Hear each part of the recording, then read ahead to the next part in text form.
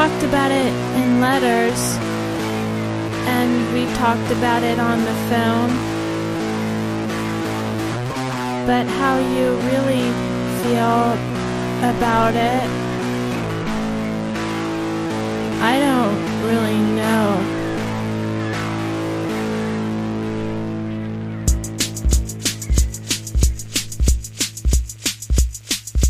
What's your take on Cassavetes? What's your take on Cassavetes? What's your take on Cassavetes? What's your take on Cassavetes? Misogynist. Genius. Misogynist. Genius. Misogynist. Genius. Misogynist. Genius. What's your take on Cassavetes? What's your take on Cassavetes? What's your take on...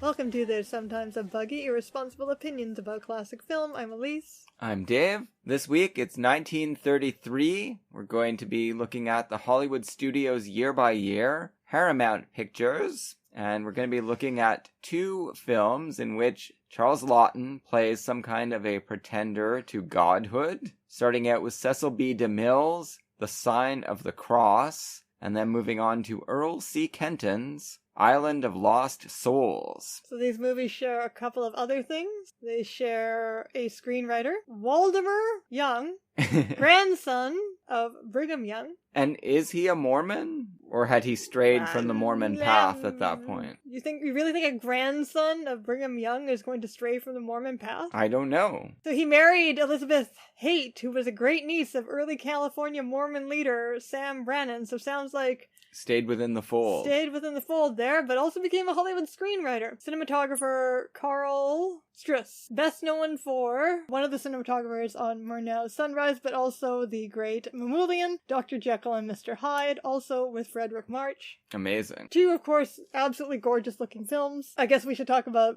Cecil B. DeMille to begin with. Yes. The director most associated with Paramount as a studio from its inception, basically, all the way. When it was Famous Players Lasky, he met Jesse Lasky through his mother, who was a play agent, a mover and shaker in the theatrical world, and also Samuel, then known as Goldfish. Yeah. And they started making movies together, and Cecil B. DeMille made quite a lot of hits. And this became the formation of Paramount Pictures eventually. DeMille would basically stay there his entire career, except for at the end of the 20s, he kind of went out on his own briefly, financed King of Kings. Yeah, he produced some of his own pictures, and also, you said, made a picture for MGM. Madam Satan. I guess that experience under the Thalberg regime was too difficult for him, and he went back to Paramount, and I'm sure apparently, according to the Wikipedia entry, other than King of Kings, that was the only movie that made money for him during his time away from Paramount. Right. I think The Sign of the Cross is his first movie back at Paramount. Yeah, I think that's true. And then he stayed there right up until the end in the 50s. So this is part of his unofficial Christian trilogy, beginning with Ten Commandments, the story of Moses, then the first one, King of Kings, a story of Jesus, and this one, story of the early Christians. The early Christian church, yes. Sign of the Cross, and of course he remade Ten Commandments late in his career, and I mean he was making big hits right up until the end. He died relatively young of a bunch of heart attacks. Brought on by overwork, as far as I understand. Like, he was pushing and pushing right up until the end. I guess he was in his 70s. He seems to have had a lot of female collaborators. He had his own Thelma Schoonmaker, name of Anne Balkans, worked with him throughout his career as his editor. So it was fairly common for women to be film editors in the silent era, but this kind of partnership, not necessarily so common. He also had a screenwriter that he frequently worked with, who was also his lover. He had a very complicated love life. So yes, one of his mistresses was his frequent screenwriter, Jeannie McPherson. Did she work with him through into the sound era, or only in the silent period? No, I'm not sure. I didn't check into it, but that's a name for us to keep an eye out for when we do more DeMilles for this series. So yes, he had a very complex look, Cecil B. DeMille is not a figure who has interested me as a director up to this point. I grew up with his late Ten Commandments, and that was what started me talking about women with his work. Apparently, he had several heart attacks. They started while he was working on his 50s Ten Commandments, and he had his daughter take over as director. Yeah. So I grew up with that movie and with Samson and Delilah. I absolutely loved those Technicolor biblical epics as a kid. I knew all about the Bible. I was going to Sunday school every week, so that was familiar fare, and I did love his dramatizations of it. But he seems to have been a filmmaker who has really fallen out of favor to a large degree among cinephiles. No one was talking about him. Everybody else was being talked about. Even epic filmmakers like, Griffith was still being talked about, Stroheim, but really not DeMille very much anymore at all.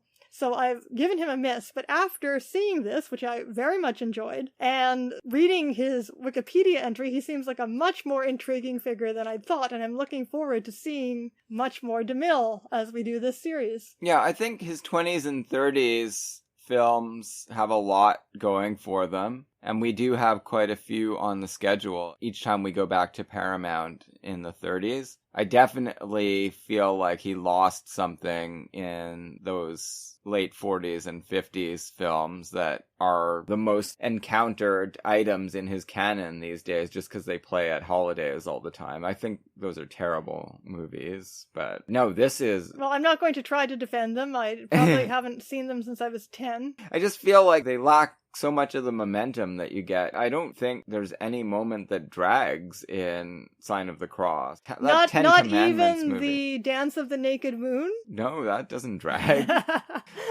Not for you, it didn't. That's pretty audacious filmmaking, I would say. Yeah, so he's remembered as this figure of insane right-wing republicanism with the Bible movie credentials to go with it. But he's much more complicated than that, both in his political views and in his personal life. Apparently, early on, he was a fan of the Russian Revolution, and the only Democrat he ever voted for was FDR. The private life aspect, which you can see in his filmmaking aesthetic very clearly in this film, I thought, was that apparently, so he married a woman, a fellow actress, because he started as an actor as well as a playwright, married a woman who was several years older than him, and credited her age with being the reason that they were sexually incompatible. I don't know if that's because she was an older generation, but he apparently had very kinky sexual tastes. The Wikipedia entry refers to a biography but does not specify, so you'd have to go to the biography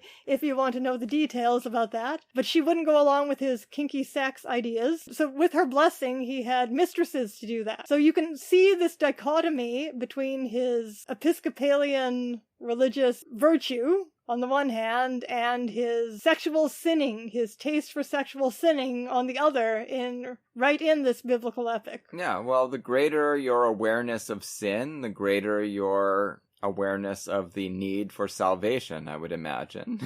The logic operative within Cecil B. DeMille. Seems like an interesting psychological American dichotomy as well. In this film, it works perfectly because he is dramatizing this horribly fallen world where there is no such thing as morality. Public discourse doesn't even admit such things. Right. And he seems to be cool with that. Like, they're not really... I mean, certain aspects of Roman life are rightly condemned in the movie. Philosophically, it does seem to be entertaining both sides to some degree. Well, he is presenting a kind of Game of Thrones world. It's mostly realpolitik when you're looking at everyone except for the Christians. So they're all just sort of jockeying for position and favor, and all of it is undergirded by this god-emperor system. So the final arbiter is Nero, and he will make his decisions, but of course, a lot of the time he's going to be guided by Poppaea, his wife, rather than making his own decisions. But whatever he says goes, ultimately, however he arrives at it. And that sort of determines what's moral and what isn't. Many people trying to influence him. Exactly. But he gets to do both, because he shows all of that in a very sort of clear-eyed way, but then he is giving us real hardcore piety delivered by the likes of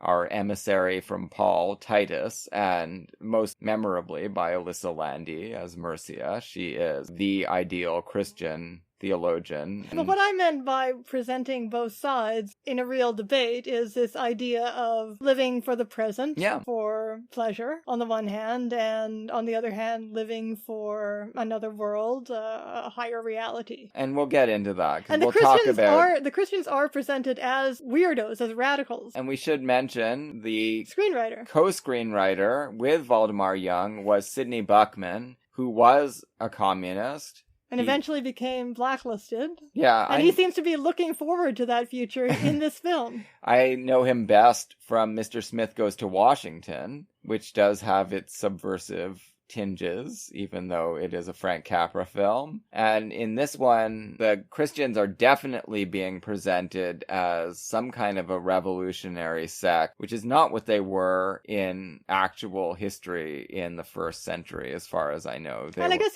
actually it is kind of interesting that the Mormons were probably the most recent Christian group to have been persecuted in the United States. They were hounded out of the eastern United States and sent into Utah. In case any of that influence got in here. Possibly. Let's talk about the actors first, and then we'll set the scene. Sure. And we'll talk about some of the themes explored here. The Charles Laughton, as we already mentioned. In the first part of his double bill today, as a very... So he couldn't possibly be more perfect. He just hits so many precise notes. He is remembered as being, he's not a realistic actor, so I tend to remember him as being hammy, but he never actually chews scenery. He's very quiet and restrained and precise in his choices. Yeah, he is. Even when he's playing a tittering moron, dribbling all over himself, out of touch with reality lunatic. Well, he's the... it's sort of in the same ballpark as Sam Jaffe in The Scarlet Empress, but it's also not that at all. No, not at all. Somehow. He's the aesthete as emperor, right? That's the portrait of Nero that has come down to us. That what Nero really wanted to be remembered for was his glorious thespian activities and musicianship, and he would schedule concerts. Well, he's having a little concert while Rome burns at the beginning of this movie. Of course, this is all apocryphal from what I know, and of course I'm not an expert in Roman history, but I've done a little dabbling in it, and I think the scholarship is pretty clear at this point that Nero didn't fiddle or play a lyre while Rome was burning. He wasn't even there while this happened. But the image has come down to us because that was what was most important to him, rather than actually governing. He was not a good emperor, certainly. I don't think anyone has ever claimed that he's a good emperor, but he wasn't one of those emperors like Caracalla or Caligula that was such a problem that they were killed by their own people fairly quickly. And he's not even a sadist. He seems to just live for his orgies, and to be a man who is so infinitely powerful that really nothing matters to him at all except his own pleasures. That's it. Yeah, having a good time. When he's forced to make a decision, he will, and he will accept counsel. Well, one of my favorite moments is during the scene where Fredric March is pleading with him for this Christian woman's life. He snaps to, he focuses for just long enough to, remember, I do have a role as emperor. I do embody something meaningful, and I can take 3 seconds out of my endless series of orgies to perform that role. Yeah. So he takes himself seriously for just this 3 seconds, and then he immediately reverts to being a dithering idiot. And who could do that other than Charles Laughton? It's expertly done. As you mentioned, Fredric March is a big part of the film, as well as Marcus Superbus, who is... Ultimately, this film is about his arc, I guess, right? Because he's the one that undergoes major changes here. He starts out being a completely realpolitik prefect of police. And womanizer. Yeah. He has no convictions whatsoever. He is not pro or anti-Christian. He just executes policy. And by the end, well, we'll talk about what happens at the end. Another major character is Alyssa Landy, who we've seen before in The Yellow Ticket. Right. As a kind of similar character. As a persecuted Jew. Yeah. So here she is also undergoing terrible persecution and standing up to it, spouting her convictions, holding to them, whatever comes. Claudette Colbert at the beginning of a glorious career here as This is Poppaea. before her Cleopatra with DeMille. Yes, and before, more importantly, I would say, It Happened One Night and her turn towards comedy. But she's certainly fully comedic in this film already, just the movie isn't comedic. Very interesting, right? Because she's not just like a femme fatale. People talk about this film and her role in it, they'll just sort of offhandedly refer to her as a thoroughly wicked woman. I And don't know. I don't think that fits. Did he start creating characters like that later in his career, female characters like that? Because I was thinking of David Selznick's memos and how Jennifer Jones was flagged for maybe doing a role in a Cecil B. DeMille Bible film, talking about how they were going to, if Jennifer Jones was going to play the role, they'd have to update it so she wasn't such a simply wicked and evil woman. Well, my memory of Samson and Delilah is that Hedy Lamarr gets a pretty one-note character to play in that one. Although maybe I'm remembering it wrong. I don't know. Anyway, in this film, Claudette Colbert's character, surprisingly, her motivations make sense. Isn't condemned at all. The worst thing she does is that she does want to get her rival killed, but that's pretty mild for one of these Romans, and I think she comes off about as well as such a pagan woman can in this film. Yeah, no, I think she's thoroughly comprehensible character. She is playing the game just like everyone else. And she has actual emotions, which she has dedicated to Fredric March, and they are not requited, and this causes problems. Kind of a cool relationship with her husband, who is probably having a lot of homosexual orgies and, leaving her alone to find her own pleasures. Yeah, which she does. Which she does with anything handy. She's also having some lesbian adventures, we are led to understand. In the milk. But they do, obviously he does rely on her judgment and take some kind of emotional comfort in her presence. Oh yeah, definitely. They've got a great partnership going. I don't know what's going to happen to her when Nero kills himself in 68 AD. Well, actually, he gets a slave to kill him for him. But that's still in the future. At this point, everything's going fine. And this is all an anachronism anyway. Yeah. Arthur Hole as Titus is pretty good, and he's in both of our movies today. This is the Titus who presumably is the same Titus who was tight with Paul IRL. And here he is shown writing an epistle to Paul. Yeah, it seems like this is the guy from the New Testament. You said this is based on a novel, right? Which has similarities to Quo Vadis, is that it? It's based on a play. Oh, a play. All right. By Wilson Barrett. An 1895 English play. Okay. And Quo Vadis... Polish novel from 1895. Oh, same year. Okay. There was something in the air that year where everyone wanted to talk about Christians and Nero in 1895. The situation at that time in the historical Rome was slightly different from this, I think. The Christians were not really a major threat to the empire. They were just a very, very minor sect. If you want to get this on your biblical timeline, right, Jesus dies around 30 AD. Oh, well, and Titus keeps talking about how he saw Jesus. Yeah, so Titus is... This is very freaking early Christianity. Yeah, exactly. These are still the first generation of apostles. Now, this is a really old beardy dude, so yeah. He's like 100 or something, but... No, he's probably just in his 60s, right? I'm kidding. Yeah. So he would have been a young man when he saw Jesus executed. And they're spreading the good news. Paul is still alive in the world, and he will die in 70 AD. So a lot of things are going on at this time that are going to lay the groundwork for Christianity to be a major cult. But that won't happen for a couple hundred years, really. Tigellinus, though, keeps trying to portray this sect as being potentially revolutionary, which they adamantly insist that they are not, and we were thinking that that might be part of the parallel being drawn with the American Communist Party. Yeah, there's some interesting parallels there. One parallel on the imperial side is the Reichstag fire, which will happen a year after this, so it anticipates Nazi tactics for clamping down on the populace. Yeah, I'm wondering if Hitler saw this film. Ugh, who knows? On the other side, yeah, you do have this idea of a groundswell of populism. Christianity is presented as a populist religion where the meek will inherit the earth.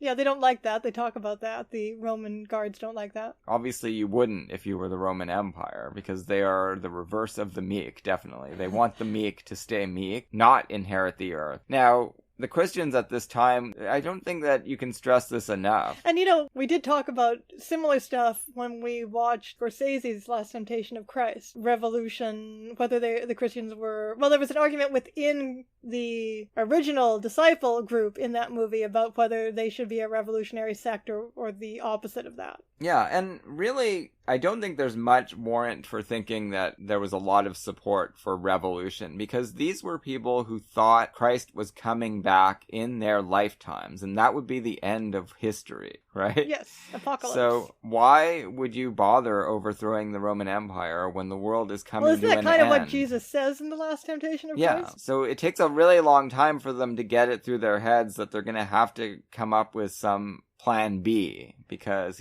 it's just not happening. The return is indefinitely delayed. And then you do get people like Augustine writing about how you just persist on earth and try to govern while waiting for the millennium to come. So yeah, these people actually were not revolutionaries, but in the film they do kind of feel like they are anyway. They're having these mass meetings. That seems like kind of a rally, a possible precursor to taking social action. And I guess in a totalitarian system, would you describe Rome? No, you can't describe it as totalitarian. They don't have the technologies to be totalitarian. I was just thinking, like the way China likes to clamp down on any type of religious activity, presumably, so some analyze it as they just don't want there to be fidelity to anyone except for the so-called Communist Party or... It is true that at this time, the emperor was supposed to be a god. Yes. So if you didn't acknowledge that there were any gods other than the Christian god, that could run you into trouble. But usually you could just pay lip service to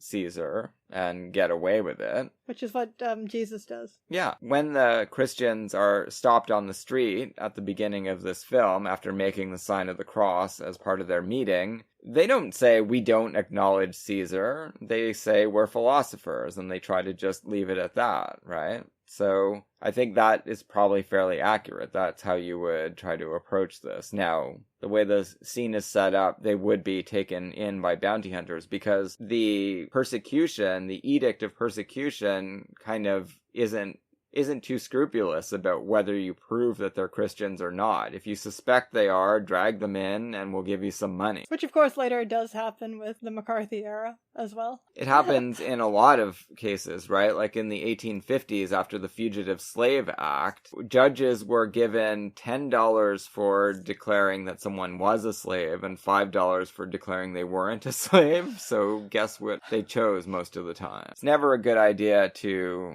leave these kinds of things up to the people who are going to directly benefit from it materially. We should talk about the initial scene where all of these players come together with Elise Landi and Fredric March, I think. Sure. This altercation on the street occurs. They are going to be taken in by Nat Pendleton and the other meathead he hangs out with. Elise Landi gets involved. She pushes through the crowd. The crowd just wants to see a lynching, basically. They don't care who gets the reward for this. She is pleading for their lives. These guys don't care. Fredric March, however, shows up in his glorious gleaming armor. And she's already got a crush on him, as she kind of mentions.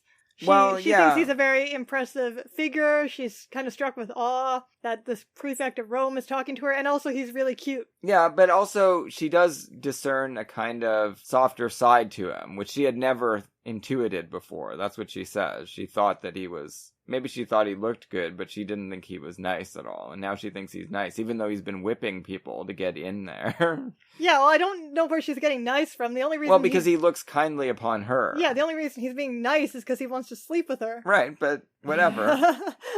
That's her experience of him. When she looks at his eyes, they look a little bit milder than they do most of the time. He is ready to give them the benefit of the doubt. And really, most of the action spools out from this initial encounter. Well, Tigellinus has a rivalry going with him. Yeah, Ian Keith, he was actually pretty good. Because Superbus is cooler than he is, and Nero likes him a little bit better. Maybe because he's better looking, too, right? Well, they're both pretty good looking. We forgot to mention the art director, assistant director, and costume designer, Mitchell Leisen, about to become an important director in his own right. One of my favorites, yes. And of course, the art direction is, just as important as the direction of this movie. And the costumes are amazing. And now I'm picturing the scene and seeing Fredric March in his little miniskirt. He's got nice thighs, Fredric March. This is one of the big differences. I may be misremembering and being unfair to the 50s DeMille, but I do... Well, they don't have Mitchell Leisen. They certainly don't have Mitchell Leisen, but I do feel like there's this incredible denseness of detail in these 30s DeMilles that it's just not there. Well, between the art direction and the cinematography. Yeah, in the 50s Technicolor epics, they have those big special effects sequences, but they don't have... I also don't think they have the same... we were talking about the dichotomy within Cecil B. DeMille's own life and head. They don't have the same dwelling on sensuality that actually, ironically enough, given what DeMille came to represent, got him in trouble with the Catholic League of Decency, so that this is one of the films that led directly to the enforcement of the Hayes Office Code. Hard to see how they could tolerate this. So they don't have Claudette Colbert taking a milk bath with shots carefully edited so that it's like spot the nipple, because clearly a bunch of footage had been shot with nipple that has then been edited out because there's no way that you could make the waves fall so perfectly that there's almost nipple but not quite. It's either what you say... titillation. Yeah. Or else they've covered her nipples, like one or the other. Or someone has the power to control milk somehow. I don't think it's that. So yeah, Claudette Colbert was clearly nude in there, I think. And even the fact that it's milk is like probably a breast reference. Yeah, definitely. She has her little lesbian bath friend, frenemy. I feel like that is the difference. You've got these characters with the clothes dropping off of her, who have honest hedonism going on with them. Because in the 50s, like in that 10 Commandments, don't you have Anne Baxter? I mean, she's a slinky, evil femme fatale, but she doesn't have the same kind of jouissance in her. She's really just... Well, funnily enough, I mean, probably one of the reasons I like those films a lot more than you do is because as a child, I just read the subtext, or read against the text, whichever applies, and I thought Anne Baxter and Yul Brynner were the more fun characters. Right. And I just, I did like Moses. But he was a persecuted slave, and, he was leading a rebellion, and that was all very cool, but I thought the Egyptians were pretty cool, too. Yeah, but they're not as joyfully sensual. I don't think so. I mean, I think that is the early 30s in general, which DeMille was also embodying. There is a big change that occurs in the 20 50s years. Are not the 30s. No. The early 30s, definitely not. And certainly the 50s DeMille was not. No, he had changed considerably over that time. Like this is, well, I mean, we'll get to talking about that final scene, but long sequence. I thought that we had reached our pinnacle of pre-code sickness and sadism in Murders of the Rue Morgue, but this is way beyond that, this movie. Yeah, the only thing that I can think of that's comparable is probably The Mask of Fu Manchu. There's all kinds of crazy, really elaborate sex torture going on in that one. Well, there's every kind of torture in this film. There's child torture. That was a pretty amazing sequence. When Mercia, Alyssa Landy's little... Is that actually her brother? No, they're both adopted by Fabius. Yeah, her little friend. Their parents have been executed.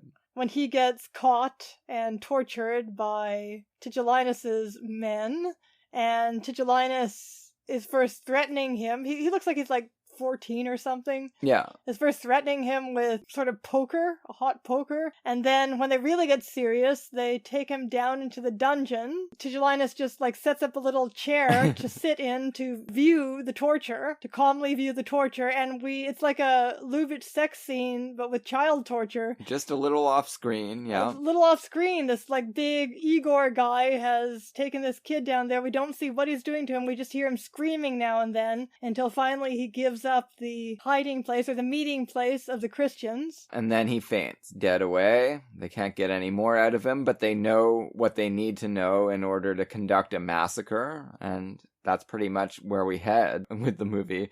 And this one really took you by surprise. You were gasping every time people were impaled with these arrows. It was pretty graphic. It was absolutely horrifying. So you have these Christians in their night grove, their pleasant little night grove, and Titus, I think it's Titus who's doing the speech making. Yeah. Visiting speaker, yeah. And they don't actually focus on his speech because it's just, the standard stuff about how now there's a merciful God in place of the Old Testament God, and it's the good news, and the meek are going to get their just desserts, and et cetera, everything's going to be great. And they sing some nice songs together. Then all of a sudden the Romans burst in, and just about everybody is instantly struck dead with arrows. They're getting on with the business of completely slaughtering everyone, but a lot of people drop dead. And the only ones that survive, it's because Fredric March intervenes after getting sidetracked. He finally shows up. He wants to save Mercia, and as a byproduct of that, he just orders that all of the surviving people be taken in for judgment rather than summary execution. Doesn't actually turn out to be all that merciful to these Christians, because instead of getting an arrow through the heart, they're going to be eaten by lions. But we'll talk about that. He isn't really committed to saving these people. No, of course not. He's also not committed to killing them. No, he just really would prefer not to be involved in any of this. He doesn't have any conviction one way or the other. I mean, he's like, Humphrey Bogart at the beginning of Casablanca. So he feels like he's just rescued her from bad associate. But that's not how she sees it. She sees it as these are her convictions, and she is willing to die for them. Yeah, definitely Fredric March is treating it like a cult that has indoctrinated her from childhood. And she could presumably change her mind and start living the high life with Fredric March. And he makes good arguments in favor of focusing on the here and now. Well, from his point of view, as he says, hey, you're in love with me, and I'm offering you this great life with me. And if you choose death over that, only a fanatic would do that. There's no other explanation. Yeah, and I don't think there's any argument against that. They were fanatics. Well, the argument against it is that they do in fact have something better to live or die for than the people that we see. Their fanatical belief in an afterlife is... But, I mean, ultimately, when we see how the Romans are behaving on an everyday basis, it doesn't... You can see how something like this would arise in reaction to it. Yeah, of course. Especially people who don't have the same advantages. Right. It's a religion of the outcast and the underclass, for sure. They sit in judgment upon Roman orgies and all of these other activities that have just become the daily grind for them. Now, Fredric March, though, seems to be practicing something like a moderate philosophical hedonism. I mean, he does his duty. He gallivants over town. He's somehow managed to be promoted to prefect. He has, unlike Tigellinus, he has beliefs in something, which is that he is loyal to the emperor. Tigellinus is just jockeying for position. You get the sense that he would certainly betray the emperor if he had an opportunity to do so. Maybe he's one of the people that will be instrumental in forcing him out of Rome in 68 AD. Sure. Fredric March, on the other hand, seems to have some respect for the position of the emperor as a stabilizing force. And historically, when Nero killed himself or dies, you get 4 emperors in 1 year after that, because one after the other, the legions bring in their guy, their general, and install them as an emperor, and then they get killed, and then the next one comes in. So there is some benefit to just keeping one person there and trying to make it work, even if they happen to just want to be an artist rather than a ruler. A lot of the rest of this, it plays out as a romantic quadrangle with unusual elements on certain sides, because Alyssa Landy loves God more than anything. Fredric March loves her. Claudette Colbert loves Fredric March. And Laughton loves orgies, but also really depends on Poppaea, Claudette Colbert, and has some feelings for her. Well, he's easily influenced by everybody, really. Like, he isn't even dedicated to persecuting these Christians, but if Tigellinus tells him that the Christians want to have a revolution and unseat him as emperor, he's very paranoid. Yeah. He even tells Tigellinus, please stop talking about people killing me. I don't like that. That makes me upset. But he's definitely more influenced by his wife than by his favorites, even. She's the primary counselor. Yeah. As you said before, he does make that one big decision in the whole movie. Where he even goes against his wife. Yeah. He says, the emperor is just, but the emperor is justice, but is also mercy, and I will be merciful under this one condition. Yeah, and he sets it out. This is the bar that you must meet. Fredric March, if you want to keep your beloved Elise Landi alive, convince her to give up Christianity, renounce it publicly, and she may survive, and you can have her as your wife if you want her. So really, actually, all of the main characters come off as, no one is thrown under the bus other than Tigellinus. Yeah, he's just a complete monster. He's just a Dick Cheney. All he cares about is power.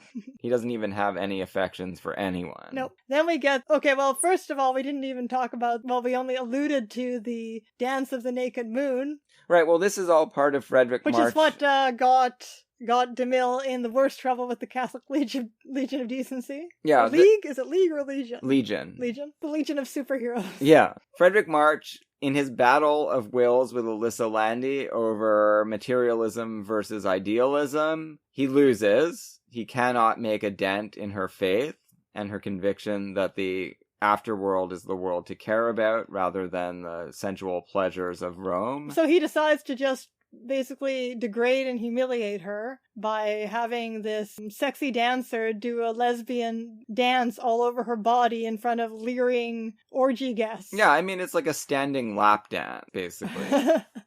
Filmed on... Or a pole dance with Elise Landi as the pole. Yeah, just presented to the movie-going public in 1933 as a blockbuster film. Goes on and on and on. Yeah. Elise Landi resists, and then her faith is buoyed, even though it doesn't seem like she really needed it, but it is considerably buoyed. Yeah, but I mean, she is feeling, especially since Fredric March has betrayed her, she is feeling very alone and miserable, even though she's not being tempted. No, her Christian brothers and sisters, the echoing of their salvation song wafts in to the party and definitely has an impact. It ruins the concentration of the dancer. She's like, I can't even dance to this shit at all. No, it's terrible. I can't undulate to this. The light gets keyed up several degrees in Elise Landi's eyes when she hears this. And it's just a downer for everyone else because it's about a world that they know nothing of and want no part of.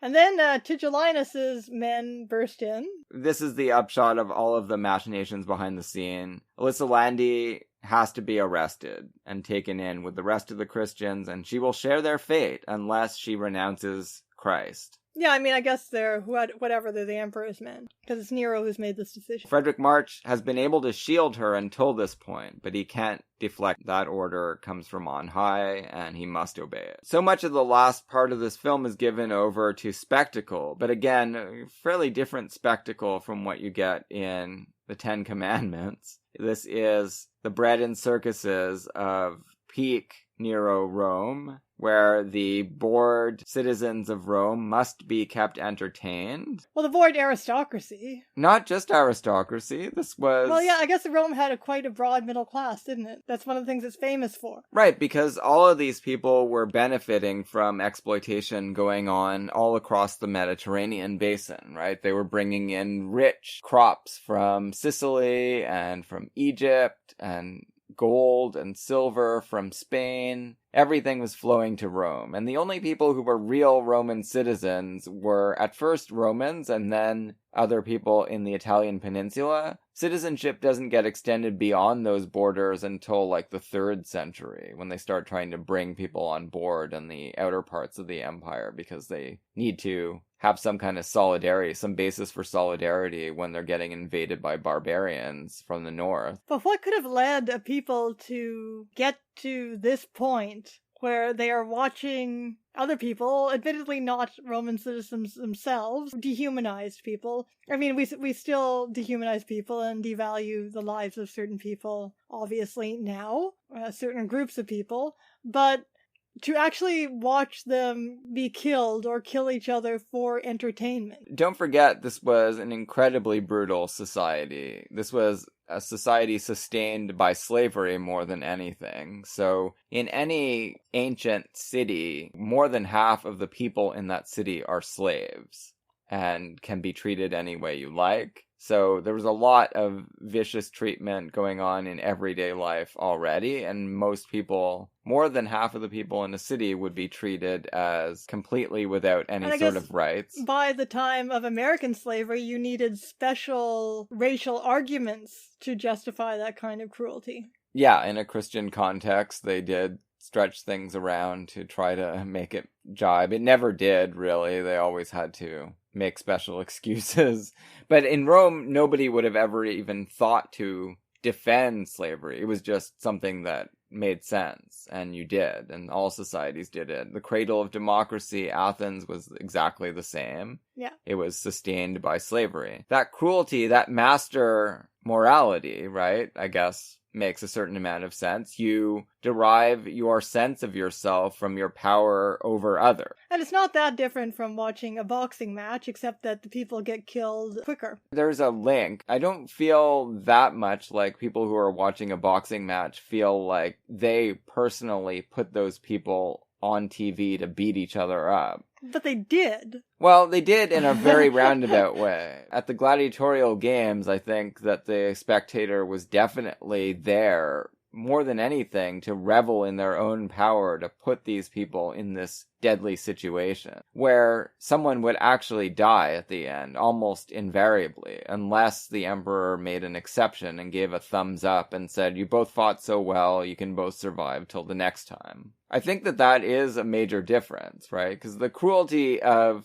We often like to draw links between contemporary distractions and bread and circuses of Rome, but there is an edge of naked cruelty there that is not present in our current entertainment. Not, like I said, it's not as though the devaluation of life has changed, it's just the open sadism. Well, yeah, exactly. But that is a difference, right? And I think that's what I started out by saying. It's an enormous difference. So yeah. It's hard to wrap your head around how this was ever possible. Well, it's the master morality. I'm pretty sure that's the main thing that separates the thing that from Nietzsche ours. Wanted us to return to? Yeah, that's why Nietzsche is not exactly a model for thought. He's certainly an interesting writer. Okay, anyway, so what I found so fascinating about DeMille's depiction of this is actually the intercutting with the audience reactions, because the audience is reacting in all manner of ways. You have lots of people being bored or,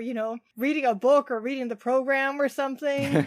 Everyday fare. Or bickering. Not at all interesting. Or bickering or making out, pursuing their own interests. And then there's people who are watching with kind of gleeful pleasure, but there's also people watching in horror. Yeah. And people crying. So people have aestheticized this to the point where they don't even think these are real people. They are characters that you can cry over. I thought that was some really interesting psychology on DeMille's part. I don't feel like I've seen anything exactly like this. I was drawing parallels to people's reactions to his own films. Yeah, because most people would show this as purely sadistic. Or a mixture of purely sadistic and purely jaded and indifferent. But it's the reactions, the people who are having human reactions to it, as though this is something that they dislike, and in which case you would think they would want to intervene and stop it. But we all know that aesthetic emotions, or even emotions that you have on Twitter about political events, are not the same thing as actively doing something to change the way the world works. No. So it's like a three-hanky classic to go to see. These virgins poor gladiators killed by... and these poor flower-bedecked virgins being eaten by alligators. And we also see the ape. I swear to God, this is the ape suit from Blonde Venus. It could be. That shows up in this movie. That's not a real fucking gorilla. In this movie and in The Island of Lost Souls. Very possible. I don't know if Marlene Dietrich's inside it in all of these movies. Maybe Mitchell Lyson designed that thing.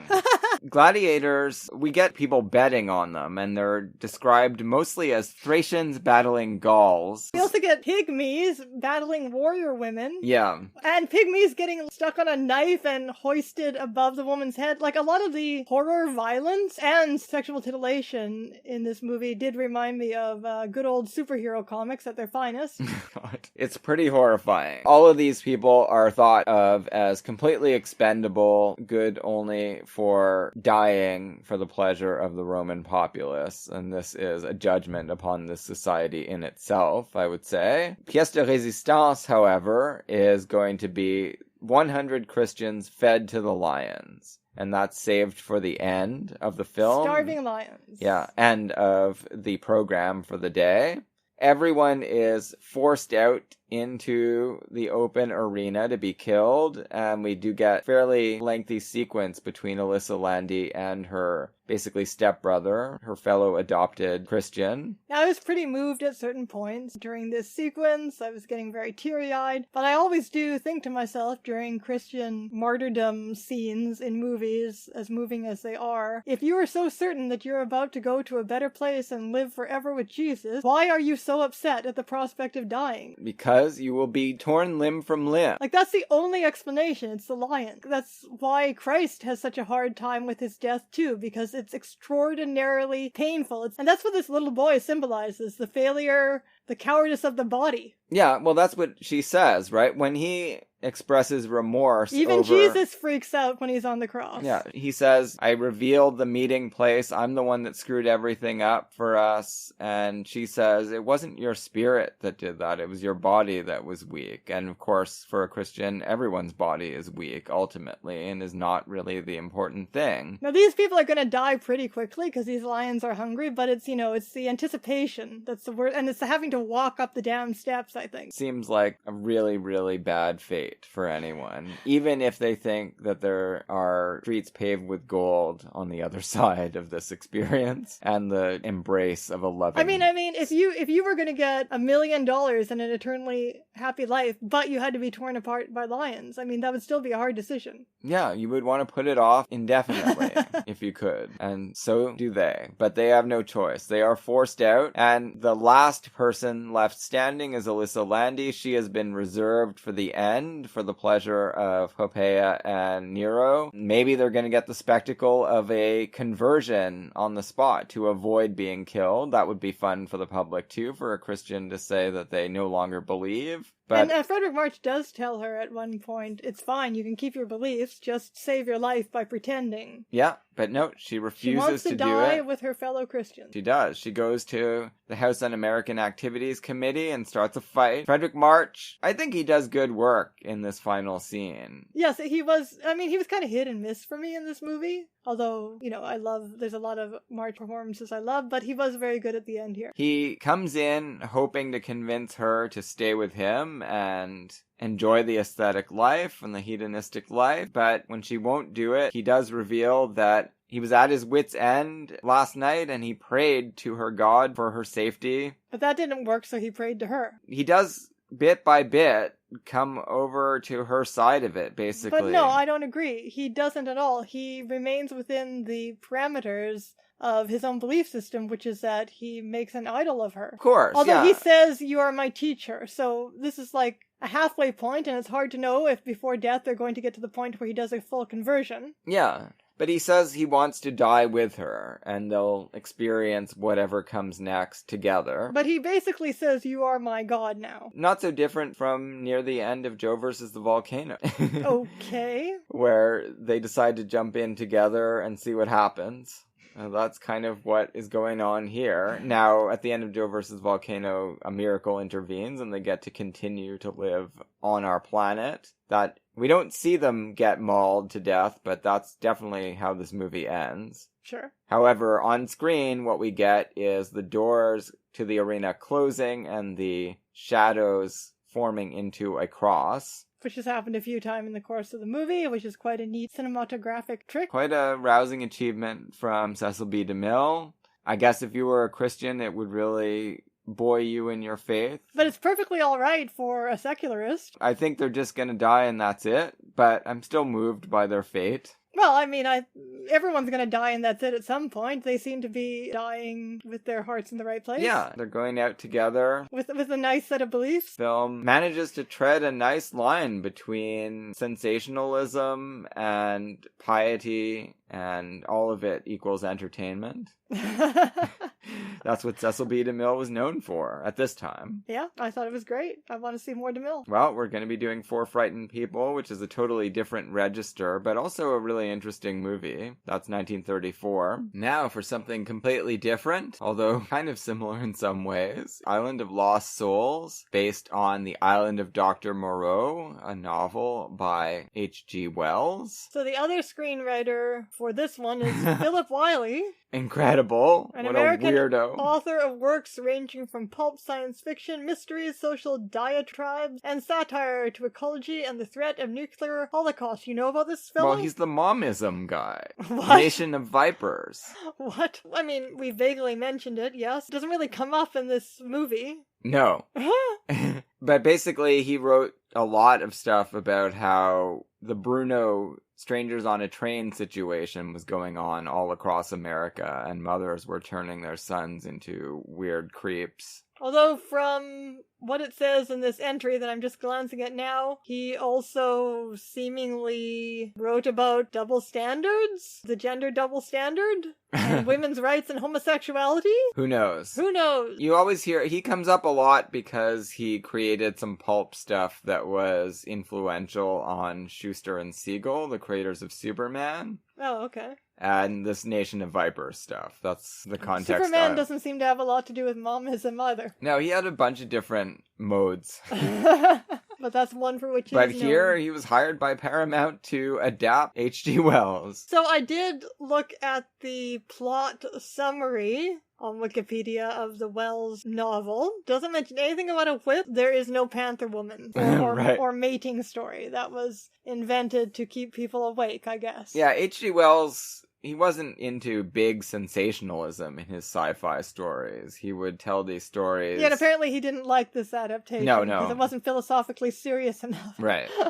It's quite an interesting film. They definitely were from the start thinking about the titillating aspects of this. So, the Panther Woman was a major nationwide contest. So Kathleen Burke, who played the Panther Woman, actually went on to make a whole bunch of films in a very short period of time and then retire at the age of 25. She's great in this movie. Yeah, she's very good. The most important discovery to come out of this, though, was Gail Patrick, who she almost won the part, but she became a really important character actress in Hollywood for the rest of the 30s. You know Gail Patrick. She is the other woman, or the evil sister, in a bunch of really wonderfully remembered films like My Man Godfrey and Stage Door. She plays the other wife in My Favorite Wife. Right, okay. Poor woman. But she was Doesn't great. sound like the greatest career. No, but she was so good Sounds at like playing that kind of role. Female Ralph Bellamy. Sometimes she's really lovable, too. Like in Powell Loy film, Love Crazy. She's really fun in that movie. Also, in a weird role in this movie is Bela Lugosi. Why did he take such a relatively minor role? And one where he's in, like, Wolfman makeup. I don't really know, but I think his career was already starting to go wrong,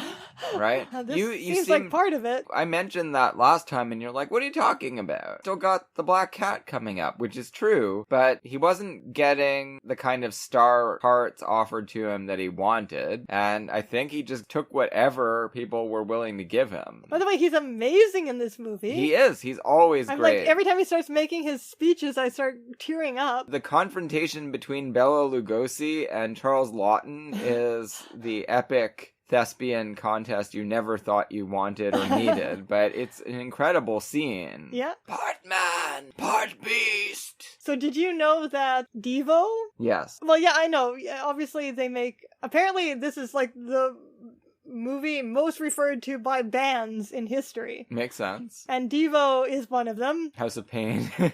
Are we not men? No, we are Devo. But did you know what Devo stands for? Devolution. I never knew that. Yeah, of course. Which is, of course, the theme of this movie, devolution. Or evolution. Well, devolution is the theme of the Wells book. Forced evolution. Because what happens at the end of the Wells book is that, well, first of all, whoever the protagonist is in the Wells book, I don't know if he has the same name, he ends up just hanging out with the Beast Men after both other characters get killed until they just start devolving, as Dr. Moreau hints at in the movie. They just start reverting to their beast forms, and then he goes back to England, and everyone he sees, he's afraid they're going to start reverting to beast form too. So he can't live peacefully in civilization any longer. Yeah, well, and then they did, because they embraced fascism.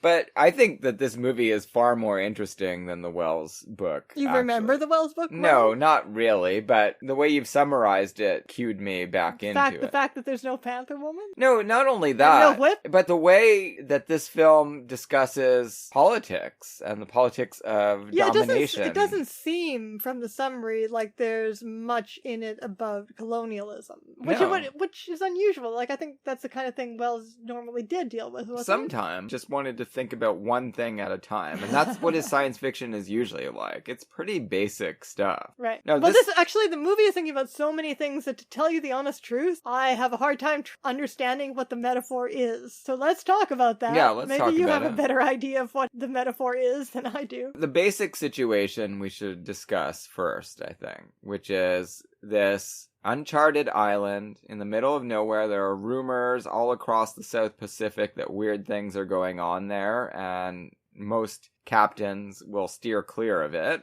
Everyone else, nobody even knows about it. Charles Laughton is performing very illegal experiments here, and his goal is to find a shortcut in evolution. So he has embraced Darwinism. This is hyper-Darwinism. He says that all beings on Earth, presumably, are tending towards the humanoid form. This is something that probably Star Trek took from Wells, maybe, because there's this theory that most of the aliens all throughout the galaxy, they all seem to be bipedal. Now, of course, that works well when you've got humans that have to play them, but they try to talk about it as a kind of convergent evolution, and that's what this story is telling us as well, that if you just give a dog long enough, it's going to turn into something human. But that's not even remotely true, is it? It doesn't make any sense to me, but that's the conceit of this film. With a little genetic manipulation, which they don't really go into, and how could they? I mean... Well, it involves wide-awake vivisection. What he's done is something at the cellular level, and they turn into humanoid, but then they start relapsing, and that's when he has to perform surgery on them. Making a modification to the germ when he's talking about flowers. Yeah, exactly. But the live vivisection... That's not really live vivisection. That is removing all the recrudescences of their animal form. Why do they have to be conscious while he's doing it?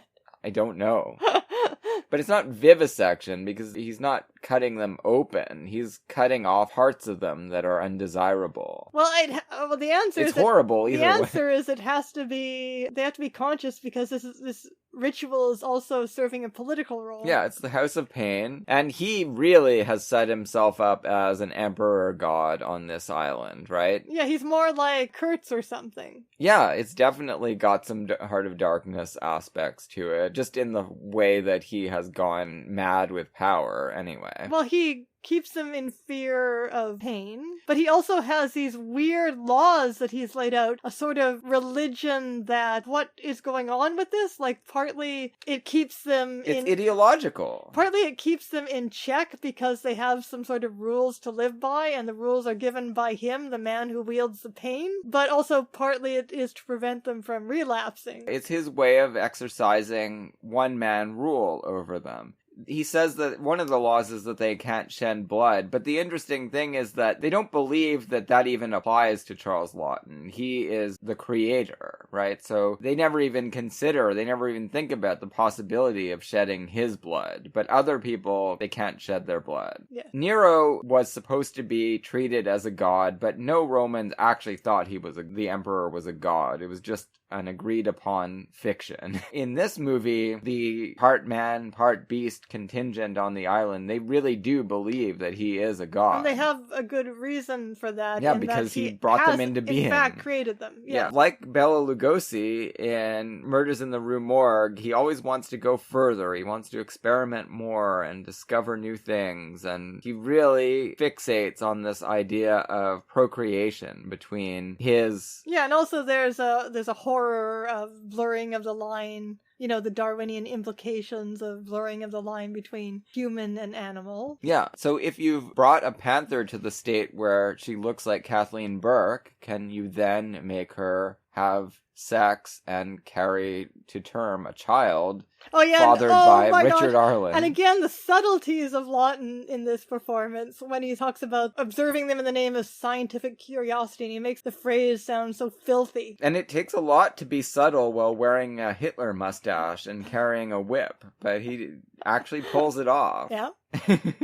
There's very little that he needs to do with these lines other than say them, and that's kind of what he does with a little giggle. Yeah. Little smile, little grin, he's and quite giggle. bemused throughout all of it. He doesn't ever sound like an overt sadist. He is. Yeah, he is, but he doesn't sound like one. Unlike Nero, this guy's actually a sadist. He never sneers out his lines the way that you would think a villain like this would. Yeah. He's very soft-spoken. And it's all kind of improvised, right? It's not a master plan. I mean, certainly creating these beings has been a master plan, but what he decides to do with Richard Arlen, I mean, he never intended for this to happen, but since... Well, as with The Bride of Frankenstein, which is later than this film, and perhaps was partly inspired by it, for some reason he's better. He tried a woman later, because women are more complex, you know. So he tried a woman later, and he was better at it, and he's never made anything as good as this woman. Well, he wants to determine whether she has full range of human emotions. She does this some nice silent movie acting after she sort of tries to come on to Richard Arlen. He's reciprocating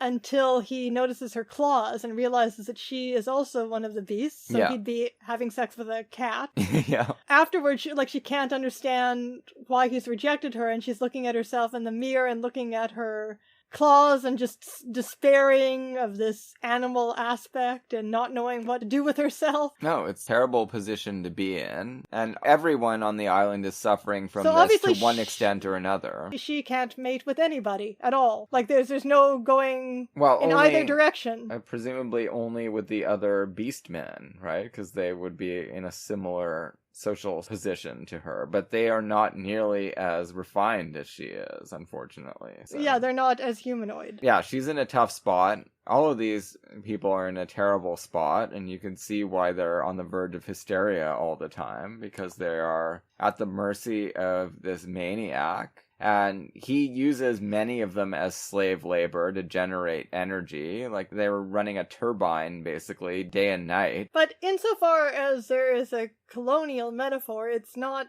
very precise or one-on-one. It's hard to say what it would be saying. Why would beastmen be colonial subjects like that, and what does any of it have to do with evolution? I mean, obviously, from the European perspective, there was all sorts of talk about race and evolution justifying colonialism. Obviously, there are things that have to be kept separate here, but the political situation he has set up, once you forget about the fact that these are beings that he has actually created, that is not similar to a colonial situation. But now that they're all living together on the island, they must do his bidding. And that certainly is the way Europeans were running countries around the world. Right, and doesn't he mention that he learned his skill with the whip as a boy in Australia? Yeah, that's what he says, yeah. Yeah, so that's a pretty direct connection. It's very multivalent metaphor. It's a symbol more than a metaphor. And looking at it as religion, as a form of religion in which he set himself up as a god, what is the house of pain? I guess that's theodicy, right? Like the need to explain suffering, or to create them. But he keeps them in order with the house of pain. Yeah. With fear of the house of pain. But it's also a structuring element in their lives, that they know they must undergo this ritual periodically to be purged of their animal origins. What, it's like a kind of confession box? Yeah, it seems like it, right? Because... in which they're purged of guilt and sin?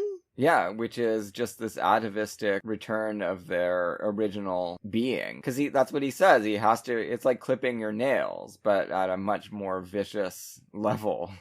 And they have to be, like I said, they have to be conscious as part of this ritual. Yeah. It can't be painless. And why can't he just get some anesthetic in, you know? I mean...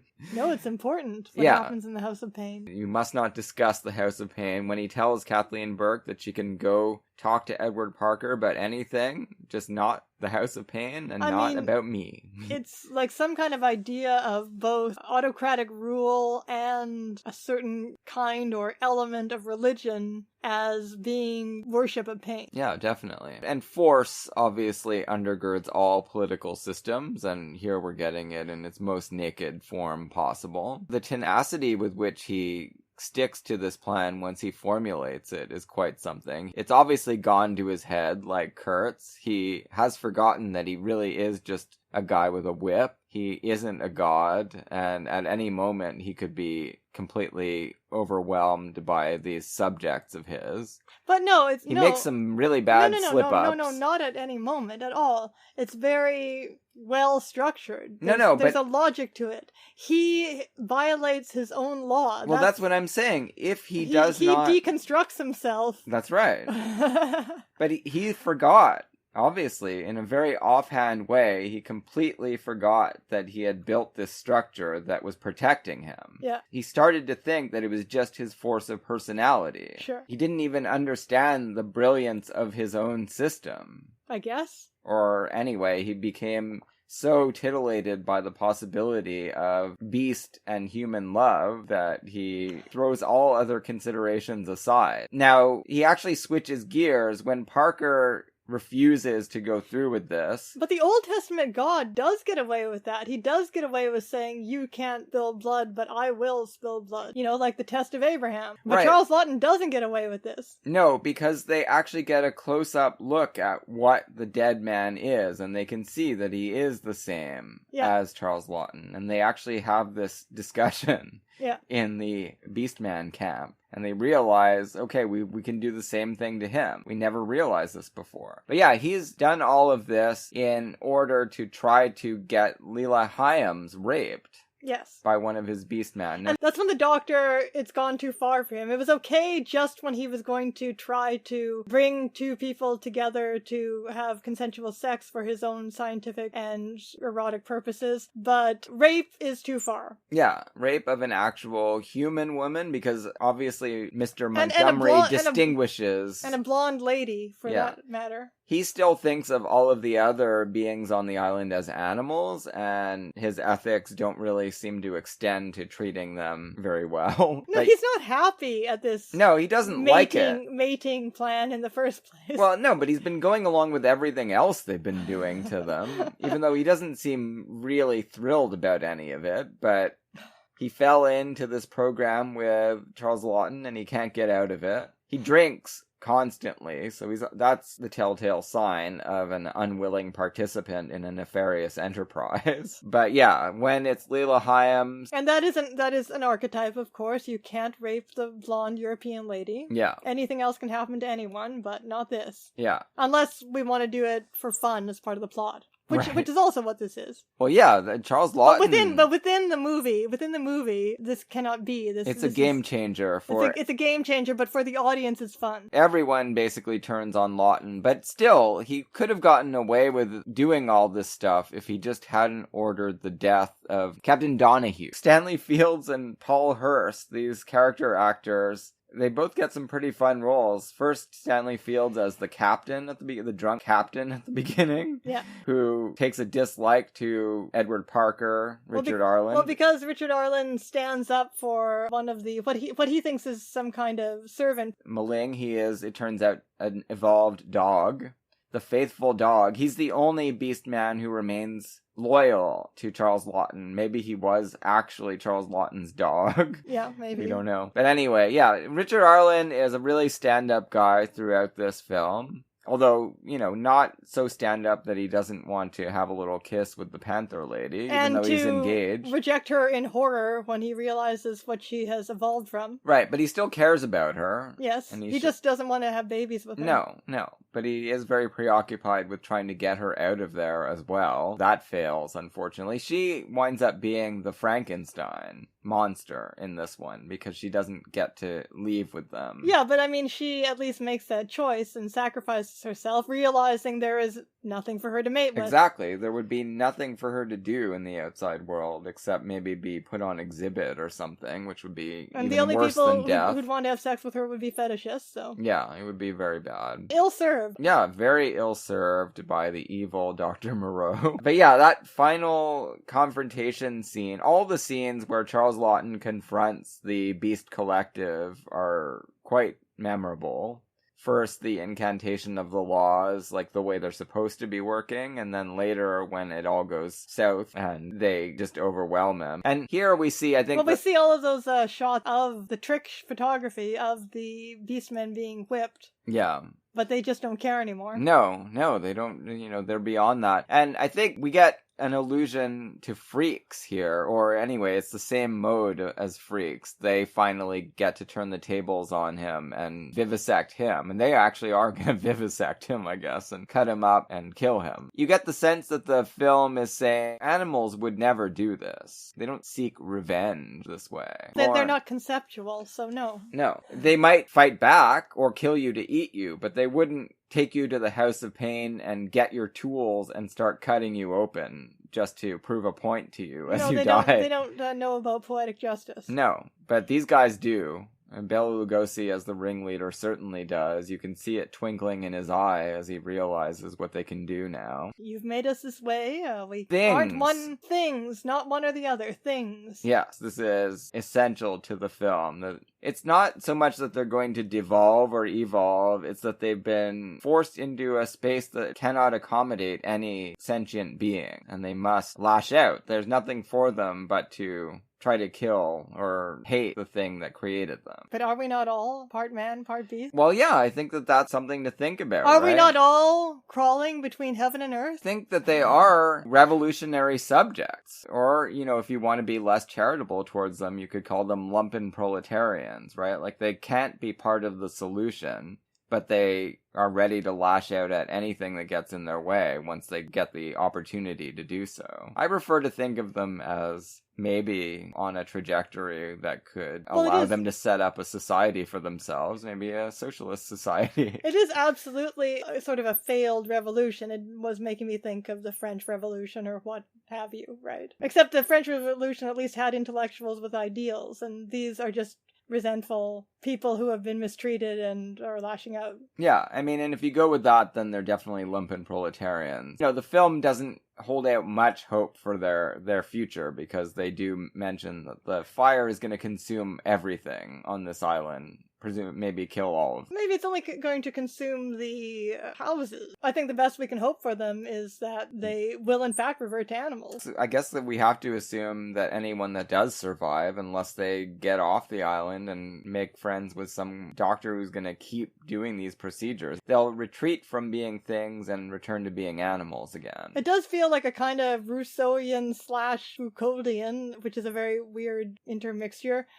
idea of civilization, the process of civilization, of civilizing as being torture. And that part I don't like or agree with very much. That's a pretty cool idea. When you can see how it might have had some currency at the time, as the discrete destinies of different species, this idea of tampering and playing God. Well, even Freud believes that. Yeah. Civilization has discontents, right? To civilize is to torture. Yeah, to some extent. Anyway, it's imposing limits on people, which feels like torture, right? And a lot of, for Foucault, he makes it explicit that we are being asked to limit ourselves and constrict our own desires and conceptions of ourselves. But no, what I like more is the political symbolism of it. A textbook example of Gramscian hegemony, right? But if you look at it like as a colonization process, that was assimilation as torture. So you could look at it that way instead. That makes more sense for the metaphor, I think. To me, the best is the Gramscian lesson that we can take from it, that Laughton was exercising hegemony on the island, but those laws were very tenuously maintained, and any little slip up could lead to the collapse of the entire thing. But, what's interesting is that actually hegemony is usually much more resilient than this. No, but it does depend on a certain arrangement of ideas, right? And if the ideas contradict each other, as ideas almost certainly do, then you just then you're just left with superior force. And in this case, that's not present. Right, but that's almost never present, right? Well, it's present in the United States. No matter how many ideas contradict each other and people get very upset and riot. And... Well, nuclear weapons change things, possibly, and it really advanced weaponry, but that's only been the case very recently. Until then, there was no substitute for ideological and hegemonic maintenance of power. Because if the entire populace turns on you, you cannot maintain power by force. Well, yeah, but the entire populace the populace is too heterogeneous and large to turn on official forces all at once. Well, we don't know. We don't know that for sure. But the idea is that hegemony can be replaced by a new set of hegemonic ideas that will be more beneficial to a greater number of people, if not all people. It just seemed almost too hopeful in how easy this was to collapse, even though it didn't turn out well for anybody. Right, well, because it's a laboratory, and it's a very specific situation where it actually just is one guy with a whip maintaining power, right? Like, it's not usually that easy. Usually there would at least be a lot of nobles helping him out, helping to maintain some kind of order. Police force. Yeah. And then the CIA. Yeah, of course. Yeah, there's all kinds of levels of the maintenance of power in the modern world. But it does go to show you that ultimately they are all just a guy with a whip. Yeah, it's all just a guy with a whip behind the curtain and a bunch of ideas that seem consistent if you're forced to repeat them every day, all day long, but one little variable thrown into that mix and all of the laws go out the window, and you might start rethinking what you can do and what you can't do. And Bela Lugosi put that all together for us on the screen behind his crazy Wolfman beard. The eyes are there. And the voice. I don't know, like the way he shouts the law originally, before I identified the voice as Bela Lugosi, I was like, who is this guy? Who is this Wolfman / Abrahamic or, Old Testament prophet? That's what he sounds like. Presumably he knew what he was doing when he accepted a role that only puts him on screen for 5 minutes, this early in his career. Yeah, but you can't recognize him. But he was apparently billed as Bela Dracula Lugosi. So. Yeah. People would have known it was him, for sure. And yeah, we saw the title credit. He's right up there with the stars, even though he's hardly in it. It's a key role. It is. Alright, so what are we going to do? We're going to talk a tiny bit about Billy Wilder before we sign off? Oh, okay. Finally do that? So Elise is working on a piece about Billy Wilder for Bright Wall Dark Room. Yeah, I hope this is happening. The issue got put off by a month, but as far as I know, I'll still be contributing to it in September. So I'd been reading the Elizabeth Kendall book, The Runaway Bride, for our upcoming special subject, and that made me think that the angle I wanted to take with Billy Wilder was to look at his collaborations with Charles Brackett on screenplays, up to his first Hollywood directorial effort, and just look at him as a writer in relation to 30s romantic comedy, and make some connections with his later famous comedies like The Apartment and Some Like It Hot. Right. And so, that also made me realize that Wilder had an incredibly extensive filmography over many decades, and I have seen not very many Wilder films. So, Dave and I just decided to do a project where we'd watch a bunch of Wilders, rewatch in some cases, and watch, particularly me, for the first time. And, I don't know, I thought we'd just bring up some of the more interesting things we've come across in this viewing project. Like, what has stood out for you? Kiss Me Stupid. Yeah, you want to talk about that? Really holds up. I had a feeling that it was one of my favorites of his movies, and now I'm really convinced. Yeah, I think that's been the most interesting find for me. I hadn't seen it before. It has a reputation. I think it's been judging from some internet articles I found, the reputation's been turning around somewhat. I mean, people at least do appreciate it as a good movie now. But it hasn't necessarily changed its reputation as being very vulgar and misogynist. Right. And that is what I'd heard about it. Basically that it was sexist and vulgar at the time in the 90s when I had, when I was watching Wilder films and had an opportunity to see it. And so I gave it a miss. But for many years I've been meaning to look at it.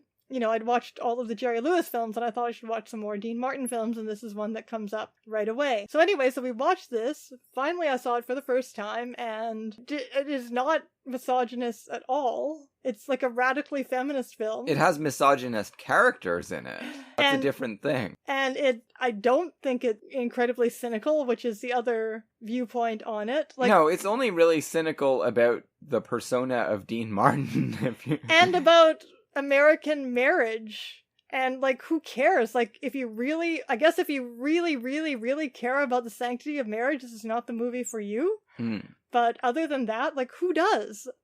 Some Christian lunatic should not watch this movie, that's true. If you want to believe that Dean Martin is not a rapist, then this is not the movie for you, because Dean was willing to play this character that way, as a complete monster. It was based on an Italian play, which I actually, from, I think the 40s, which I actually read. I managed to find a copy of it and read it in an English translation, from which Wilder did get this idea of a double adultery, both the husband and the wife committing adultery. And the play is a radically feminist play. But who is the Dean Martin figure in that play? Just some... Well, he's an official. He's some sort of... Got power to do good for the husband, but obviously not to publish songs or anything. It's something else. Well, it's an Italian play from the 40s, but she set it kind of like the way Wilder did Irma la Douce. She set it in England in the mid-19th century to avoid censorship, basically. Right. So he's just some kind of...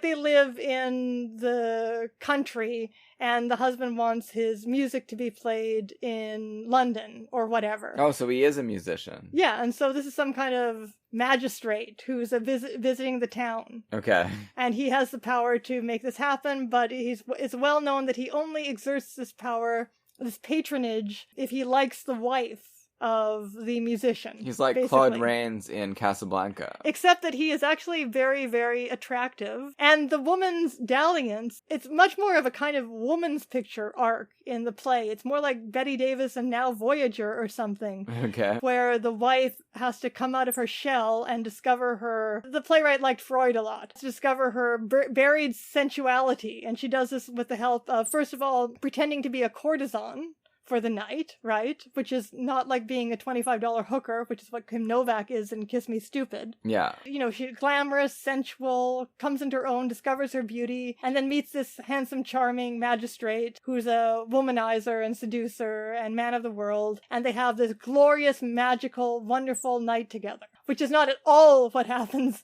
in the movie. No. Right? No. So the tone has been completely changed in the film.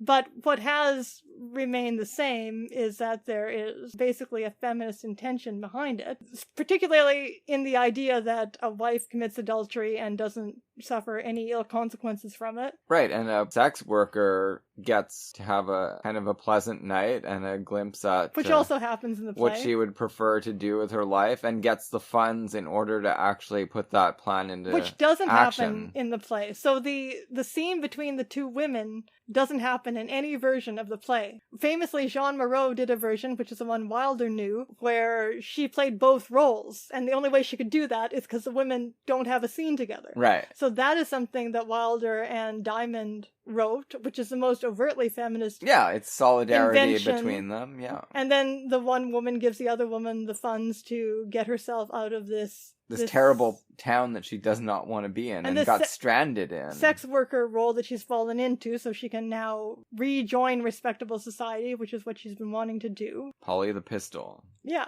And so the movie starts with Dean Martin on stage telling a rape joke. Yeah.